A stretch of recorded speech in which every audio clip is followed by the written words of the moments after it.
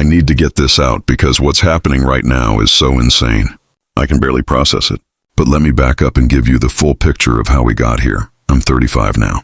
When I was 30, I was delivering pizzas in our hometown, living in a cramped studio apartment, trying to figure out what the hell I was doing with my life. Not my proudest moment, I'll admit that. But I wasn't hurting anyone. I was paying my bills, and I thought my family would at least have some basic human decency about it. I was wrong. The barbecue happened in July 5 years ago at my parents' house. Dad had invited the whole family over. Mom, my older brother Deacon, my uncle Jet, my cousin Micah. Standard summer gathering, burgers and beer, nothing fancy. I showed up after my shift, still wearing my pizza delivery uniform because I didn't have time to change. That was my first mistake. Dad took one look at me walking into the backyard and announced to everyone that I should stay away from the grill because everything I touch turns to ash. Just said it loud enough for the neighbors to hear. Mom was standing right there with her wine glass and she started laughing. Said, 30 years old and still delivering pizzas. What a waste of oxygen. I tried to laugh it off, just brush it aside. But Uncle Jet jumped in and said he wouldn't hire me to clean toilets. Micah, my cousin who's 2 years younger than me, decided to pile on and said, at least the family dog accomplished something because it learned to sit. Then Deacon, my own brother, raised his beer bottle and made a toast. He said, to natural selection and how sometimes it takes too long. They all howled with laughter. All of them standing in a circle in my parents' backyard, laughing at me like I was some kind of failed experiment they were embarrassed to be related to. I didn't cry. I didn't yell. I didn't throw anything or storm off dramatically. I just stood there and took it, because that's what I'd been doing my whole life with them. I finished grilling their burgers, told them to enjoy their meal, and I left.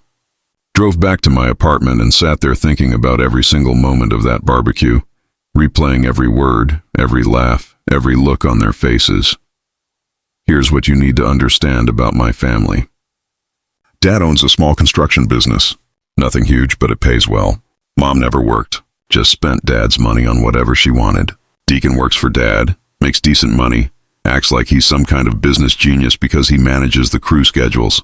Uncle Jet is Dad's brother, works in the business too, always acted like he was Dad's right-hand man. Micah is Jet's kid, works part-time for Dad while he was supposedly figuring out his life, though he spent most of his time partying and living off his parents. They all looked down on me because I left town after high school, tried to make it on my own in the city, failed at a couple of businesses, came back broke. To them, I was the family embarrassment, the guy who couldn't hack it, the loser who had to come crawling back to deliver pizzas in the town where everyone knew him. What they didn't know was that I wasn't just delivering pizzas. I was studying, learning, planning. See, when you deliver pizzas, you meet a lot of people. You see a lot of houses. You learn about neighborhoods, property values, who's buying, who's selling, who's desperate. I started paying attention, started reading everything I could about real estate, property management, investment strategies. I saved every dollar I could, lived on basically nothing, and I waited. 2 years after that barbecue, I had enough saved to make my first property purchase, a small duplex in a neighborhood that was just starting to turn around. I fixed it up myself, rented it out, used that income to save more, bought another property 6 months later, then another. I was working 80-hour weeks between deliveries and renovations, but I didn't care because every property I bought was another step in a plan I'd been building since the day they laughed at me. I never told my family any of this. Never posted about it on social media. Never mentioned it when Mom called occasionally to ask when I was going to get a real job. I just kept my head down and kept building. 3 years after the barbecue, I owned 6 rental properties. I quit delivering pizzas and started managing my properties full-time. The income was more than Dad made from his construction business, but I lived in the same small apartment, drove the same old car, kept everything quiet. I didn't want them to know. Not yet. 4 years after the barbecue, I found out something interesting. Dad's business was struggling. Not failing, but definitely struggling. The construction market had shifted. Bigger companies were undercutting his bids, and his crew wasn't as efficient as it used to be. I found this out because one of my tenants worked in commercial lending and mentioned it in passing. Said Dad had applied for a business loan and was denied. I started paying closer attention after that. Started asking questions carefully to people who would know. Turns out Dad had made some bad decisions, taken on projects that lost money, and the business was hemorrhaging cash. He was too proud to admit it to anyone, kept acting like everything was fine. But the numbers didn't lie. That's when I started buying property in specific areas. Areas where Dad had contracts, areas where his business needed to operate. I wasn't trying to sabotage him directly. I was just making strategic investments. If some of those investments happened to make his operations more difficult, well, that was just business. 5 years after the barbecue, so about 2 months ago, things started getting interesting. Dad's business was in real trouble. He'd lost several major contracts. His crew had shrunk because he couldn't afford to keep everyone on, and Deacon was starting to panic because he realized the family money train might be derailing. Mom called me for the first time in 8 months, asked how I was doing, small talk, then casually mentioned that Dad was having some business troubles, and did I know anyone who might want to invest or partner up. I told her I was still just trying to figure out my own life, and I'd let her know if I heard of anyone. She sounded disappointed but didn't push it. A week later, Deacon called, said Dad needed help with some property issues, something about permits and zoning, and did I know anything about that kind of thing? I told him I didn't, wished him luck, and hung up. He called back 3 more times that week, and I let it go to voicemail. Then Uncle Jet showed up at my apartment. I don't know how he got my address since I'd moved twice since the barbecue and never told anyone in my family where I lived. He knocked on my door on a Thursday evening, stood there looking uncomfortable, and asked if we could talk. I told him I was busy and started to close the door, but he put his hand on it and said it was important. About Dad, about the family. I let him in. He sat on my couch and spent 20 minutes dancing around the real issue before finally admitting that Dad's business was about to go under unless something changed. They needed capital. They needed connections. They needed someone who understood real estate and property management because that's where their biggest problems were. He said Dad was too proud to ask, but the whole family was counting on the business staying afloat. I asked him why he was telling me this.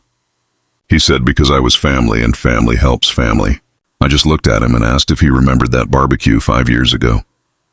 He got quiet for a minute, then said everyone says things they don't mean when they're drinking and having fun, that I was being too sensitive about some jokes. I told him to leave. He tried to argue, said I was really going to let pride destroy the family. I opened the door and repeated myself.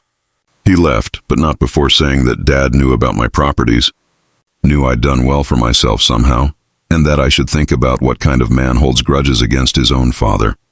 That was 3 weeks ago. Since then, Mom called 6 times. Deacon showed up at 2 of my properties trying to catch me during inspections. Micah sent me a long message on Instagram, asking if we could meet up and talk about old times.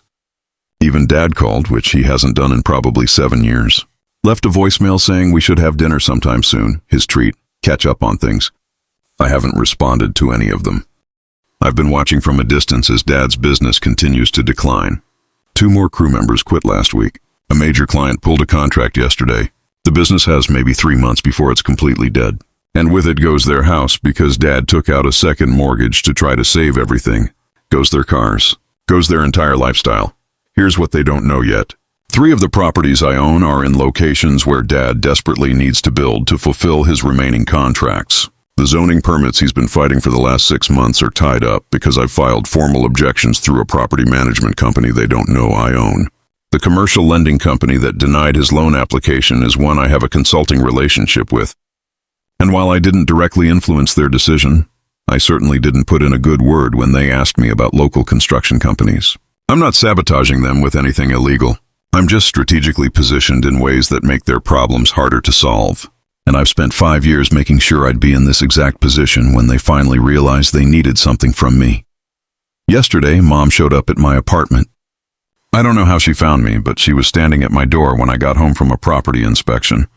She looked older than I remembered, tired, and when she saw me, she started talking fast about how Dad was having health problems from the stress, how the doctor said his blood pressure was dangerously high, how they might lose the house they lived in for 30 years. She said they needed my help. She said I'd obviously done well for myself and family should support each other in hard times. I asked her what specifically Dad was sorry for. She said for anything that upset me, for jokes that went too far, for not being more supportive of my choices.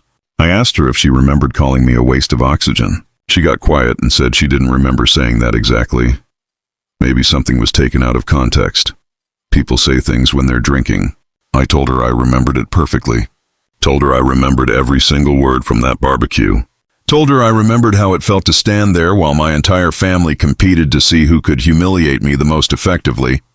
She started crying and said I was being cruel, that holding on to anger for 5 years was unhealthy, that I was letting bitterness turn me into someone I wasn't. I asked her to leave. She didn't move at first, just kept crying and saying they needed me, that I was the only one who could help them, that didn't I care about my own family. I told her that my family made it very clear 5 years ago exactly how much they cared about me, and now they could figure things out on their own the same way I had to. She left, but not before saying that Dad would call me himself, that he would apologize properly, that I just needed to give them a chance to make things right. I closed the door and stood there thinking about how desperate she looked, how different from the woman laughing in the backyard with her wine glass. This morning I got a text from Deacon. Said we needed to talk immediately, that this was serious, that people's lives were at stake. I didn't respond. An hour later I got another text saying he knew I owned properties, knew I had money and connections, knew I was deliberately making things harder for Dad's business. He said I was destroying the family out of spite and that I should be ashamed of myself. I still didn't respond. Then this afternoon I got a call from a number I didn't recognize. I answered, and it was Micah, crying, saying his dad might lose his job when Dad's business folds, that they could lose their house too, since they'd borrowed money from Dad that they can't pay back. He said I was his cousin. Didn't that mean anything? Couldn't I help them just this once? I hung up. 5 minutes later, my phone started blowing up with messages from all of them. Mom saying I was breaking her heart. Deacon saying I was proving I was exactly the failure they always thought I was. Uncle Jet saying I was spiteful and cruel. Micah saying he never thought I'd be the type of person to watch families suffer. Not a single one of them has actually apologized for what they said at that barbecue. Not one of them has acknowledged what they did was wrong beyond Mom's vague sorry if you were upset non-apology. They're all just desperate and angry that I'm not saving them. And you know what the craziest part is? I'm not even done yet. This is just the beginning of what I've been planning for 5 years. They think their problems are bad now, but they have no idea how much worse things are about to get. I've been patient, methodical, strategic, and now everything is finally falling into place exactly the way I designed it. They laughed at me while I stood in their backyard in my pizza delivery uniform. They made jokes about natural selection while I grilled their food. They treated me like I was worthless, like I was an embarrassment, like I was something to be mocked and dismissed. Now they're the ones begging, and I haven't even started applying the real pressure yet. Trust Test Hub Update 1. Thank you to everyone who took the time to read and comment on my story at Trust Test Hub. Some of you said I should just walk away and let them implode on their own. Others said I should take everything from them. And honestly, both camps have valid points. But here's the thing.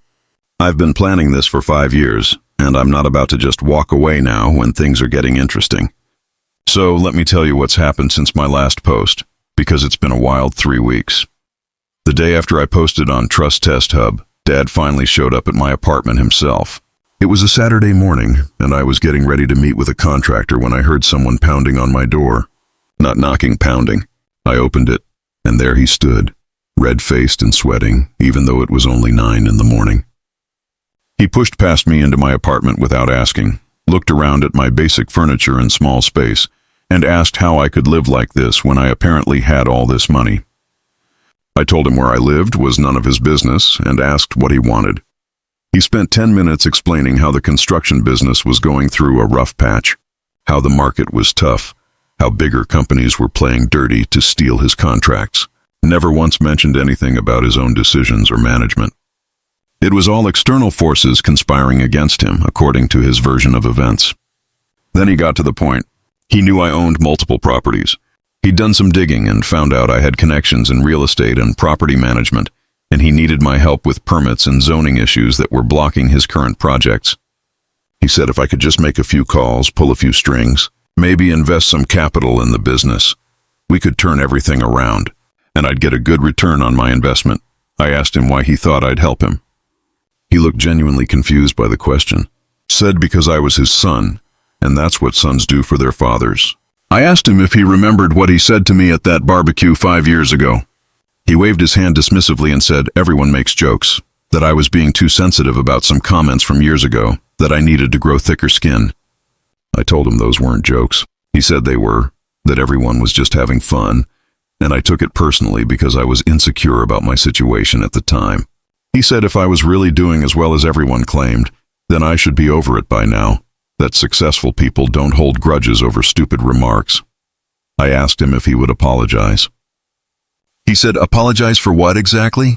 For joking around at a family gathering. I said, for calling me a loser who turns everything to ash. He said he never used the word loser, that I was remembering it wrong, that he just made a comment about the grill. I asked about Mom saying I was a waste of oxygen. He said Mom never said that I was exaggerating or making things up to justify holding a grudge. I actually laughed at that point because the audacity was incredible. He started getting angry, said I was being childish, that I was letting my ego destroy the family over nothing.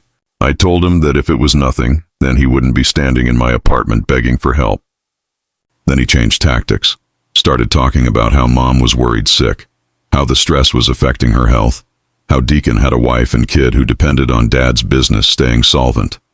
He said Uncle Jet and Micah were family too, that their financial problems would hurt a lot of people, that I had the power to prevent that suffering and was choosing not to out of spite. I told him that 5 years ago, I was struggling and nobody in this family lifted a finger to help me. He said that was different, that I was an adult who made my own choices to leave town and try to make it on my own, that I couldn't expect handouts just because things got hard. I asked how this situation was any different. He said because this was about the whole family's livelihood, not just one person's poor decisions. The conversation went in circles like that for another 20 minutes. Every time I brought up specific things that were said at that barbecue, he either denied they happened, claimed I was misremembering, or insisted they were just jokes that I took too seriously. Finally, I told him I had somewhere to be and he needed to leave. He said we weren't done talking, and I said yes, we were. He left, but not before saying I'd regret this, that family is forever, and I was throwing that away. Over the next week, Deacon started showing up at my properties during the day when he knew I'd be there. The first time was at a duplex I was renovating in the north part of town. I was meeting with my contractor, going over tile options, when Deacon walked onto the property like he owned it. He asked to talk privately, and I told him whatever he had to say could be said in front of my contractor. He looked uncomfortable but started anyway. He said I was destroying Dad's business on purpose, that I had deliberately positioned myself to block the permits Dad needed, that I was using my real estate connections to sabotage their contracts. I asked him how he figured that. He said it was too convenient, that my properties just happened to be in exactly the locations where Dad needed to build, that the zoning objections filed against Dad's permits came from a company that had to be connected to me. I told him he was giving me way too much credit, that I bought properties where the investment made sense and filed objections where projects would negatively impact my property values. He said I was lying and everyone knew it. I asked if he had any proof of these accusations. He didn't answer that, just said I knew what I was doing and I should stop playing dumb. I asked my contractor if we could finish later, and after he left, I asked Deacon what he really wanted. He said he wanted me to pull my zoning objections, put in a good word with whatever lending contacts I had, and maybe invest $50,000 in Dad's business to help with cash flow. In exchange, they'd cut me in as a partial owner, and I'd get returns when things turned around. I asked why I'd invest $50,000 in a failing business. He said it wasn't failing, it was just going through a tough period, and with proper capital injection, it would be profitable again. I asked to see the business financials. He said he didn't have them with him.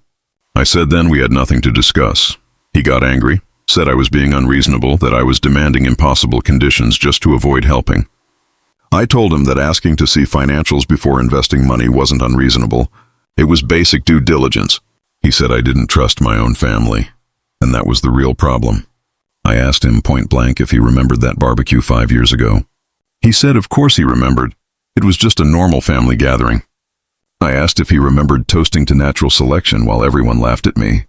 He was quiet for a second, then said he was drinking, and it was a joke, that everyone makes jokes when they're drinking, that I was taking it way too seriously. I told him that wasn't an apology. He said he wasn't going to apologize for making a joke 5 years ago, that it was ridiculous to expect that.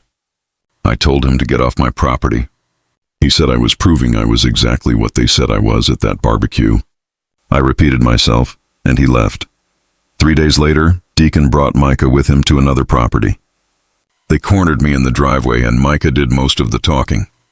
He said his dad was about to lose his job, that he couldn't afford his rent without help from his parents, that this was affecting his whole life. I asked how that was my problem. He said because I could fix it if I wanted to, but I was choosing not to. I asked what specifically he thought I should do. He said, invest in Dad's business, help with the permit issues, use my connections to get Dad new contracts. Deacon jumped in and said they knew I was behind the permit denials, that they'd traced the objections back to a property management company and found out I was listed as a consultant. I asked how they got that information. Deacon said they had ways of finding things out, just like I had ways of blocking their permits.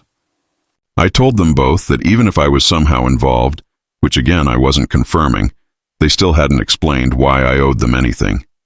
Micah said because we were family, and families don't let each other fail.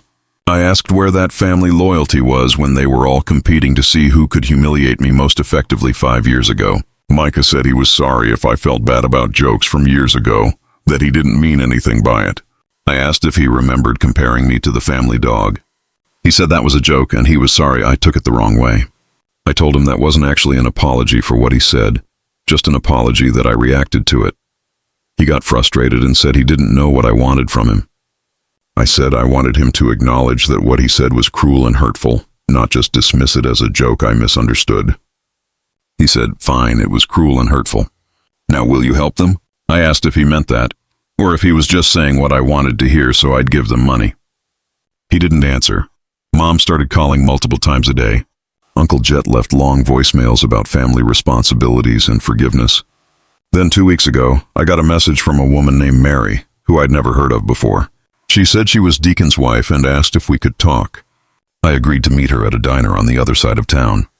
Mary turned out to be younger than I expected, probably late 20s, and she looked exhausted. She said she knew this was awkward, but she needed to understand what was happening with the family. I asked what Deacon had told her. She said he told her I was deliberately sabotaging Dad's business because of old grudges. I asked if she wanted my version. She said that's why she was there, so I told her about the barbecue. Every detail, every comment, every laugh. I told her about 5 years of planning and building and positioning myself exactly where I needed to be. She was quiet for a long time after I finished. Then she said Deacon never mentioned any barbecue, never said anything about the family treating me badly. I asked if that seemed like relevant information he should have shared. She said it did completely. Then she said something that caught me off guard. She said Deacon had been talking about borrowing money from her parents to invest in Dad's business. Her parents weren't wealthy, but they had some savings, and Deacon thought $30,000 might help turn things around. I told her not to let them borrow money from her parents. She asked why not. I said because the business was going to fail regardless of whether they got $30,000, that throwing her parents' retirement savings into that mess would just mean more people getting hurt. She asked if I was really not going to help at all. I said I wasn't going to enable their continued pattern of making bad decisions and expecting other people to fix the consequences. Mary left after that, but 2 days later, I got an angry text from Deacon saying I was trying to turn his wife against him, that I was deliberately trying to destroy his marriage along with everything else. Last week, Mom showed up at another property with Aunt Jasmine, Uncle Jet's wife. They must have been watching my schedule because they arrived right as I was finishing a property inspection. Mom said they were there to appeal to whatever decency I had left. Jasmine said my actions were affecting more than just the people who were at that barbecue, that she and Mary and others who had nothing to do with old conflicts were suffering too. I asked Jasmine if she knew what her husband said to me 5 years ago. She said Jet mentioned there was some disagreement at a family gathering, but he didn't go into details. I told her those details, word for word. Mom jumped in and said we all say things we don't mean sometimes, that family means forgiving those moments and moving forward. I asked why forgiveness only worked in one direction. She said she was sorry for any pain I felt from that day. I told her that was the same non-apology she gave me before, that apologizing for my feelings wasn't the same as apologizing for her actions. Jasmine tried a different approach. She said that regardless of what happened in the past, right now people were suffering, and I had the power to help. She said her son Micah was talking about dropping out of college because they couldn't afford tuition anymore. She said they might lose their house. I asked if she thought my feelings didn't matter because I was doing okay financially now. She said that wasn't what she meant, but that I should consider the bigger picture. I told her the bigger picture was that this family had a pattern of treating me like I was worthless until they needed something from me. Mom started crying and said I'd become cold and heartless, that money had changed me into someone unrecognizable. I told her that money didn't change me. It just gave me the option to say no to people who treated me terribly. 2 days ago, my contractor called and said someone had been asking around about me, trying to find out what properties I owned and what my financial situation really was. He said it was some guy claiming to be my brother, and the questions felt intrusive enough that he thought I should know. Yesterday, Deacon sent me a long text laying out everything he claimed to have discovered about my business dealings. He said he knew I filed the zoning objections, knew I had consulting relationships with companies that denied Dad loans, knew I'd been systematically positioning myself to hurt their business. He said if I didn't start cooperating, they were going to make things difficult for me. When I asked what that meant, he said they'd find ways to tie up my permits, cause problems with my tenants, make my life as difficult as I was making theirs. I told him to do whatever he thought he needed to do. This morning, I woke up to find that someone had left flyers at 3 of my rental properties. The flyers told tenants that their landlord was involved in a family dispute and might not be able to properly maintain the property soon. It included a phone number for a tenant rights organization. I know it was them. I don't have proof, but I know. And honestly, this is exactly what I expected. They're getting desperate, and desperate people do stupid things. What they don't realize is that I've been preparing for this escalation for years. The real pressure hasn't even started yet, and they're already falling apart. Trust Test Hub Update 2. All right, buckle up because things have gotten absolutely wild in the past 2 weeks at Trust Test Hub. Shout out to everyone who said my family would escalate when they got desperate. You were absolutely right. And honestly, I should have prepared better for just how unhinged they'd get. So after those flyers showed up at my rental properties, I had to do damage control with my tenants. Spent an entire day visiting each property, explaining that yes, there was a family dispute, but no, it wouldn't affect their housing or maintenance. Showing them documentation that their leases were solid, and I had plenty of reserves to handle any issues. Most of them were understanding, but one couple at the duplex on Maple Street said they'd already contacted that tenant rights organization and were considering breaking their lease early. I had my property manager send a formal letter to all my tenants, reassuring them and offering a $50 rent credit for the inconvenience of dealing with the flyers.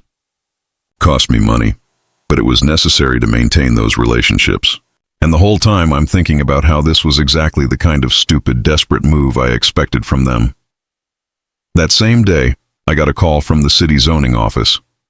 The woman on the phone said there had been complaints filed against several of my properties, claiming I was operating them illegally, that I didn't have proper rental permits, that I was violating occupancy codes. She said they needed to schedule inspections for all 6 properties within the next 2 weeks. I knew immediately this was Deacon or Dad or both of them trying to tie me up in bureaucratic nonsense. The thing is, all my properties are completely up to code because I'm not an idiot. I scheduled the inspections, gathered all my documentation, and prepared for them to waste the city's time finding nothing wrong. But it was still hours of my life I had to spend dealing with their petty retaliation. 3 days later, Dad showed up at my apartment again. This time he didn't pound on the door. He knocked normally, and when I opened it, he looked different, tired, older. He asked if he could come in and talk. I almost said no, but I was curious about what new approach he'd try, so I let him in. He sat on my couch and didn't say anything for a minute. Then he started talking about how he built his construction business from nothing, how he worked 70-hour weeks for years to provide for his family, how everything he did was to give his kids a better life than he had. He said he was proud of what he'd accomplished, and he thought his sons would want to be part of that legacy. I asked where this was going. He said he was trying to understand why I hated him so much that I'd destroy everything he built. I told him I didn't hate him. I just didn't respect him, and I wasn't interested in saving him from his own failures. He said those were the same thing. I said they weren't. That hate requires caring, and I'd stopped caring about his opinion of me 5 years ago. He asked what it would take for me to help. I asked what he was offering. He said he'd make me a full partner in the business, 50% ownership, equal say in all decisions. I asked why I'd want ownership in a failing business. He said it wasn't failing. It just needed temporary support to get through a rough period. I told him I'd consider it if he'd do 3 things. First, acknowledge specifically what was said at that barbecue and admit it was wrong. Second, apologize to me in front of the entire family, the same way he humiliated me in front of the entire family. Third, show me the business financials so I could assess whether it was even worth saving. He was quiet for a long time. Then he said he couldn't do the second thing because it would make him look weak in front of everyone and he'd lose their respect. I told him that was exactly how I felt 5 years ago. He said that was different because he was the head of the family and had to maintain authority. I asked if maintaining authority was more important than saving his business. He didn't answer. Then he tried a different angle. Said that even if he couldn't apologize publicly, couldn't we work together for the good of the family? I asked which family members specifically I should care about. He listed off Mom, Deacon, Uncle Jet, Micah. I asked if he noticed anything about that list. He looked confused. I said they were all the people who participated in humiliating me and now expected me to save them. He said I was being petty and vindictive. I said I was being consistent. He asked what that meant. I told him that he taught me actions have consequences, that failure isn't acceptable, that weakness gets mocked. I said I learned those lessons well, and now I was applying them. He stood up and said I'd turned into someone he didn't recognize. I told him he never knew me in the first place because he never bothered to pay attention. He left without another word. The next day, Mary, Deacon's wife, called me. She said Deacon didn't know she was reaching out, and I shouldn't tell him. She said things at their house were getting bad, that Deacon was angry all the time, that he'd started drinking more, that he was taking his stress out on her and their kid. She said she didn't know what to do. I asked why she was telling me this. She said because I seemed like the only person in this family who was thinking clearly, and she needed advice. I told her she should probably leave if Deacon was becoming aggressive. She said she couldn't afford to leave, that they were barely making rent as it was, that her income alone wouldn't support her and their daughter. I asked if Deacon had hit her. She said no, but he'd punched walls and thrown things, and she was scared it was heading that direction. I told her to document everything, keep records, have an exit plan ready. She asked if I would talk to Deacon. I said talking to Deacon wouldn't help because his problems were bigger than anything I could fix with a conversation. She got quiet, then asked if I was really not going to help at all with Dad's business. I said no. She asked what would happen to them when the business failed. I said they'd have to figure it out the same way everyone figures things out when their income disappears. She said that was cold. I said it was realistic. She thanked me for being honest at least and hung up. I sat there thinking about how the ripples from this were spreading further than I'd initially planned. How Mary and her kid were collateral damage in something that had nothing to do with them. For about 5 minutes, I considered whether I was taking this too far. Then I remembered standing in that backyard listening to my entire family laugh at me, and the consideration passed. A week ago, Uncle Jet showed up at one of my properties with Micah. They waited until I was alone, doing a walkthrough after a tenant moved out. Jet did most of the talking, and he was angry in a way I hadn't seen before. He said I was a vindictive little punk who thought he was smarter than everyone else. He said I'd always been a screw-up who couldn't handle real work, and now I was hiding behind rental properties acting like I was successful. I asked if he was done. He said he was just getting started, that I needed to hear some hard truths about myself. He said the reason everyone made jokes at that barbecue was because I was an easy target, that I'd always been soft and oversensitive, that I couldn't take criticism without running away and sulking. Micah jumped in and said they were trying to toughen me up back then, that the jokes were meant to motivate me to do better with my life. I asked if calling me a waste of oxygen was motivational. Micah said it was tough love. I asked how comparing me to a dog was loving in any way. He said I was twisting everything to make myself the victim. Jet said the real problem was that I'd always thought I was better than the rest of the family, that I looked down on them for doing honest construction work while I tried to make it big in the city. He said when I came back broke and delivering pizzas, it was satisfying to see me taking down a peg. I asked if he understood what he just admitted. He said he admitted nothing, that I was putting words in his mouth. I told them both to leave my property. Jet said they weren't leaving until we settled this. I pulled out my phone and said I'd call the police for trespassing. Micah said I wouldn't actually do that. I started dialing. They left, but Jet said this wasn't over. that I'd regret making enemies out of family. 2 days after that, Mom showed up at my apartment with a different approach. She brought a photo album from when I was a kid, sat on my couch and started going through it, pointing out pictures of family vacations and birthdays and holidays. She said we used to be so close, that I was such a happy kid, that somewhere along the way, we lost that connection. I asked what she wanted. She said she wanted her son back. I told her that son died in a backyard 5 years ago, while his family competed to see who could degrade him most effectively. She said I was being dramatic. I said she was being manipulative, using old photos to try to guilt me into ignoring how she treated me. She started crying and said she didn't raise me to be this hard. I told her she didn't raise me to be much of anything because she was too busy spending Dad's money and looking down on anyone who didn't meet her standards. She said that was unfair and hurtful.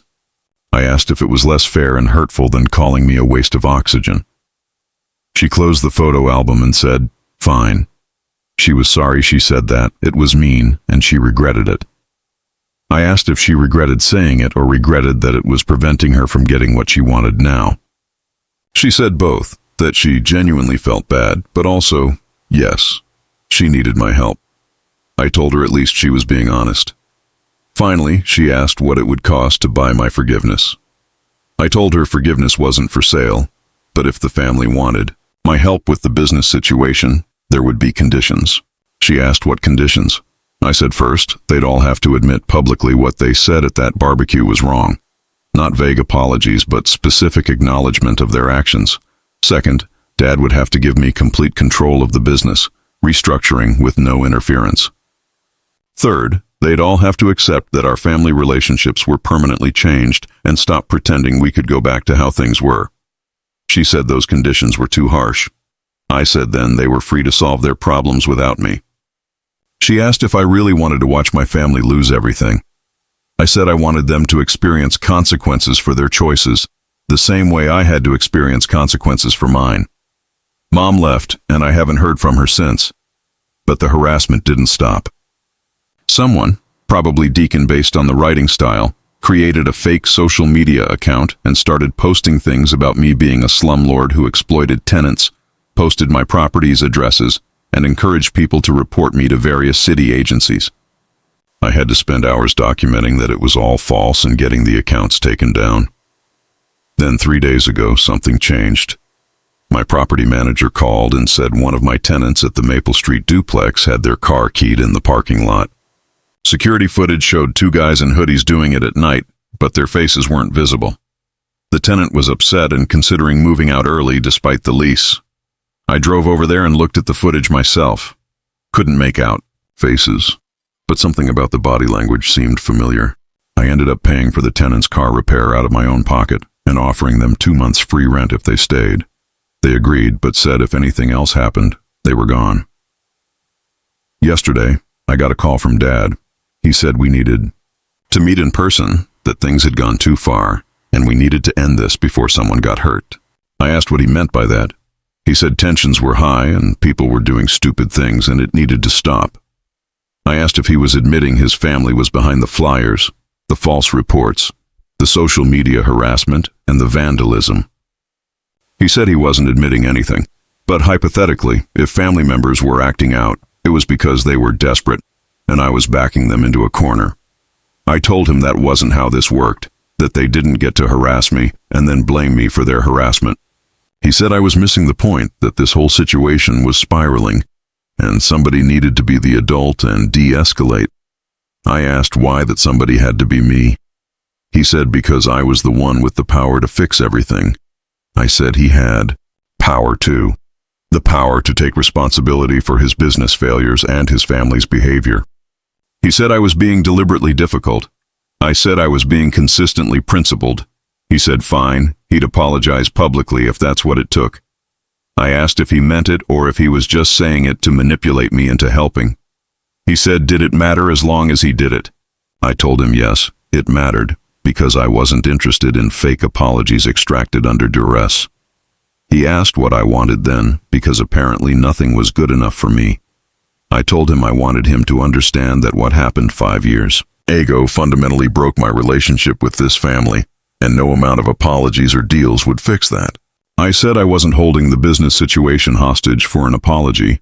I just genuinely didn't care if his business survived because he'd shown me he didn't care about me when I was struggling. He was quiet for a long time, then said I'd become someone cruel. I said I'd become someone who protected himself from people who hurt him. He hung up. This morning, I woke up to 17 missed calls from various family members. When I finally called back, it was Mom, and she was hysterical.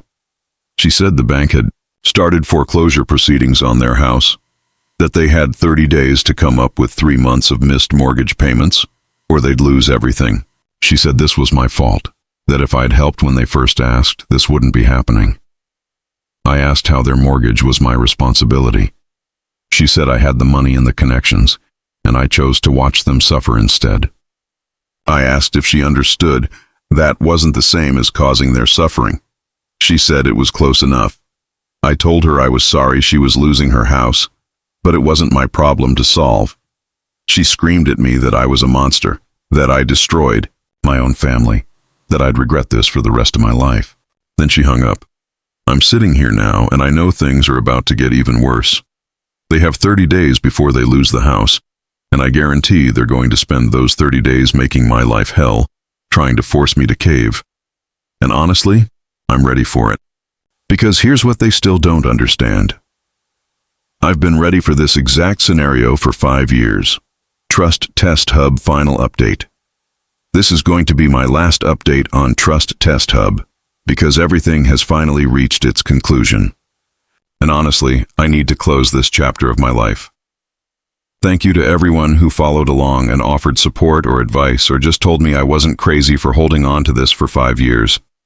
The last 3 weeks have been absolutely insane, and I need to walk you through everything that happened because some of you predicted exactly how this would go down, and you deserve to know you were right. After Mom's hysterical call about the foreclosure, things escalated in ways that were both predictable and pathetic. The 30-day clock was ticking on their house, and they spent those weeks cycling through every manipulation tactic they could think of. Dad showed up at my apartment 4 more times. Each visit had a different energy.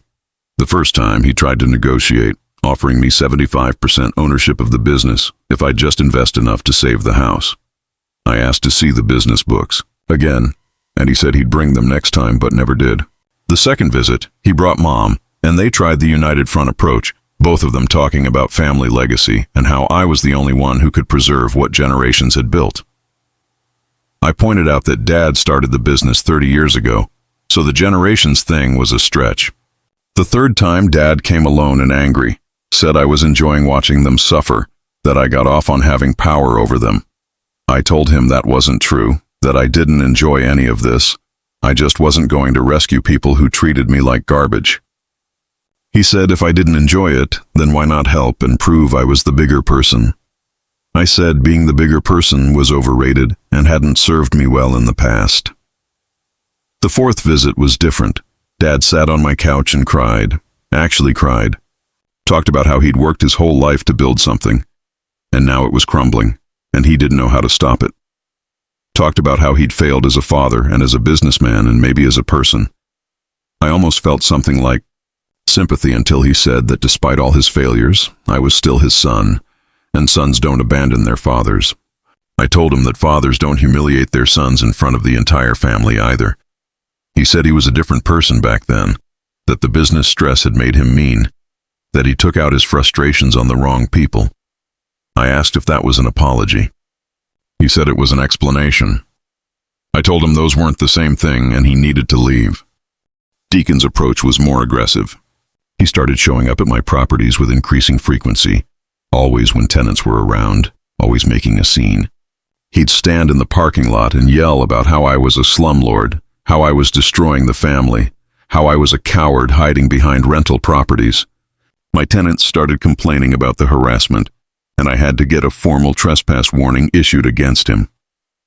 That just made him angrier. He started posting on local community social media groups about me, claiming I was running illegal rental operations and exploiting low-income tenants. I had to hire a lawyer to send cease and desist letters and get the posts taken down. Cost me $3,000 in legal fees, but it was necessary. Mary called me twice more during this period. The first time, she said Deacon had been fired from Dad's business because there wasn't enough work to justify his salary anymore. She said he was home all day drinking and getting angrier, and she was scared. I asked if she'd started documenting things like I suggested. She said yes, and she'd talked to a lawyer about separation. The second call, she said she'd moved out and was staying with her parents. Said Deacon had threatened to take their daughter and disappear if she tried to leave permanently. I told her to tell her lawyer about that threat immediately. She asked if this was all worth it to me, destroying Deacon's life like this. I told her I didn't destroy Deacon's life. His father's failing business and his own choices did that, and she needed to stop blaming me for other people's actions. Uncle Jet tried a different tactic. He started contacting my tenants directly, telling them I was in financial trouble and might not be able to maintain the properties or return their security deposits. 3 tenants gave notice to move out early because of it. I had to threaten legal action against Jet for tortious interference and defamation before he stopped.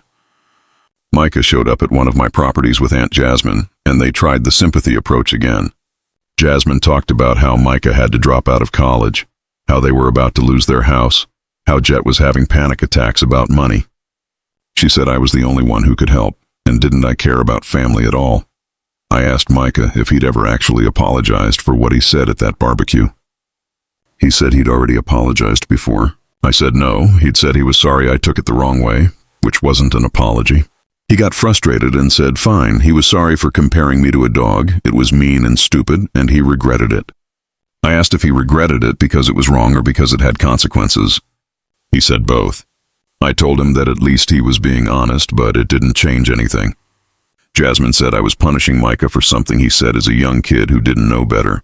I pointed out that Micah was 28 at the time, not exactly a young kid. She said I was splitting hairs and being vindictive. I told her she was minimizing harm to avoid accountability. They left after that. 2 weeks into the 30-day foreclosure period, something interesting happened. I got a call from the bank handling my parents' mortgage. The loan officer said she'd been contacted by someone claiming to be me, offering to pay off the mortgage in exchange for being added to the deed. She was calling to verify this was legitimate before proceeding. I told her it absolutely was not legitimate, that someone was trying to commit fraud using my name. She thanked me for clarifying and said she'd flagged the account for fraudulent activity. I asked if she could tell me who made the call. She couldn't give me details, but said it was a male caller claiming to be me, who knew enough personal information about the mortgage that it seemed legitimate at first. I immediately knew it was Deacon, called my lawyer, and we filed a police report for attempted fraud and identity theft. The police said they'd investigate, but these cases were hard to prove without more evidence. I told them to check the phone number the bank was called from. They said they would. That incident told me how desperate things had gotten. They weren't just harassing me anymore. They were willing to commit crimes to try to force a resolution. I increased security at all my properties and started being more careful about my daily routines. With 10 days left before foreclosure, the entire family showed up at my apartment building. All of them, Dad, Mom, Deacon, Uncle Jet, Aunt Jasmine, and Micah. They congregated in the parking lot and started calling my phone, demanding I come down and talk to them. When I didn't answer, they started knocking on doors, asking neighbors which apartment was mine. I called the police for trespassing and harassment. By the time the cops arrived, my family was in a full argument with building security. The police told them all to leave or face arrest. Dad tried to explain it was a family matter and they just needed to talk to me. The cops said it didn't matter. They needed to leave the property. As they were being escorted out, Mom screamed up at the building that I was killing them, that their blood would be on my hands, that I'd destroyed the family. Dad looked broken. Deacon looked furious. The rest just looked defeated. One of the cops came to my apartment afterward to take my statement. Asked if I wanted to press charges or get a restraining order. I said not yet, but I wanted everything documented in case it escalated further. He said this was clearly a messy family situation and advised me to consider whether there was any resolution possible that would de-escalate things. I told him the resolution required them accepting consequences for their own choices, and that didn't seem likely. The final week before foreclosure was quieter in terms of direct contact, but more intense in other ways. Someone left a dead rat on the doorstep of my Maple Street property. Security footage showed a person in a hoodie leaving it at 3 in the morning, but again, no clear face visible. I filed another police report. Someone slashed the tires on my car while it was parked at one of my properties. 4 brand new tires, $800 to replace. More police reports, more documentation, more evidence that my family had completely lost control. Mary called one more time. Said Deacon had been arrested for trying to break into Dad's business office after hours. Apparently, he was looking for business documents he thought would prove something. She wasn't clear what. He'd been released on bail but was facing criminal charges. She said Deacon blamed me for his arrest because if I just helped, none of this would have happened. I told her that was the same logic as blaming a robbery victim for not leaving their door unlocked. 3 days before foreclosure, I got a call from a number I didn't recognize.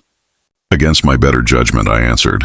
It was Dad, and he was calling from Mom's phone because I'd blocked his number. He said he needed to see me one final time before they lost everything. Said he'd come alone, wouldn't cause any problems, just wanted to talk. I agreed to meet him at a park near my apartment.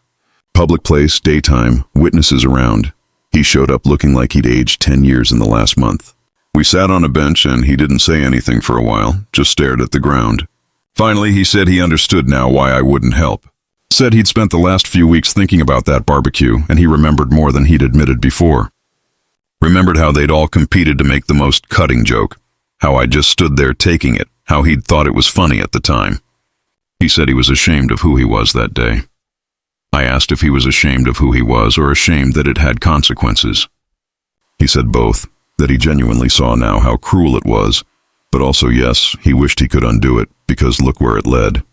I told him that was probably the most honest thing he'd ever said to me. He asked if there was anything at all that would make me reconsider helping. I said no. He asked why I even agreed to meet him then. I said because I wanted him to look me in the eye and understand that this wasn't about money or business or property. It was about the fundamental truth that you don't get to treat people like garbage and then expect their loyalty when you need it. He said he got that now, but it didn't change the reality that they were losing everything. I said no, it didn't change that reality. He asked what they were supposed to do. I told him the same thing he told me when I came back broke 5 years ago. Figure it out. Adult life is hard. Can't expect handouts just because things got difficult. He actually laughed at that, bitter and broken. Said I really had learned from him after all. I said I learned exactly what he taught me, just not the lessons he intended. He stood up and said he was sorry for everything. For the barbecue, for not being a better father, for letting the family treat me the way they did. He said he knew it didn't matter now, but he wanted me to know he meant it. I told him I believed he was sorry, but sorry didn't fix anything. He nodded and walked away. That was the last time I saw him. The foreclosure went through. My parents lost the house they'd lived in for 30 years. They moved into a small rental apartment across town, the kind of place they would have made fun of other people for living in. Dad's business officially filed for bankruptcy 2 weeks later. Uncle Jet lost his job, obviously, and they had to sell their house too. Moved in with Jasmine's parents in another state. Deacon's criminal charges were reduced to a misdemeanor trespassing charge with probation. Mary filed for divorce and got primary custody of their daughter. Last I heard, Deacon was working at a warehouse, making barely enough to cover his child support payments and living in his car sometimes. Micah moved back in with his parents in their rental apartment, got a job in retail, no longer talks about going back to college. Mom stopped calling me entirely. Deacon sent one final text message calling me every name he could think of and saying he hoped I was happy destroying the family. I didn't respond, and here's the thing, I'm not happy about any of this. I'm not celebrating their suffering or feeling vindicated by their losses. What I feel is mostly just tired and empty and sad that it came to this, but I also don't regret my choices because what was the alternative? Enable them? Reward their behavior. Teach them that cruelty doesn't have consequences? Some of you in the comments on Trust Test Hub said I went too far, that I should have been the bigger person. That family is family no matter what.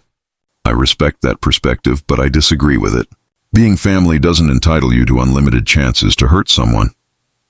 Being blood-related doesn't mean you get to avoid consequences for your actions. Other commenters said I didn't go far enough, that I should have actively sabotaged them instead of just refusing to help. I disagree with that too. I didn't destroy them. Their own choices destroyed them. I just declined to save them from those choices. What I did was set boundaries and stick to them. I protected myself from people who had proven they would hurt me. I refused to enable a pattern of behavior that was toxic and harmful. And yeah, watching them fall apart as a consequence of that was brutal and uncomfortable and sad, but it was also necessary. 5 years ago, I stood in a backyard while my entire family competed to humiliate me as effectively as possible.